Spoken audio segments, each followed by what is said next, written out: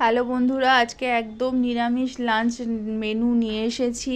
গরম ভাত, তার সাথে ঢ্যাঁড়স সেদ্ধ, ওটা হচ্ছে উচ্ছে কুমড়ো বটি, ভাজা নয়, উচ্ছে কুমড়ো বটি, উচ্ছেটা একটু কম আছে এটাতে। আর আছে টকের ডাল করা হয়েছিল কাঁচা আম দিয়ে, আর এটা হচ্ছে মটর ডাল দিয়ে করা হয়েছে। তার সাথে খাওয়ার জন্য ভাজা, পটল ভাজা, বেগুন ভাজা, মটর ডালের বড়া, কাঁচকলা ভাজা। ভাজা না হলে কি আর টক ডাল জমে? ওফ, গরমে তো এই চাই।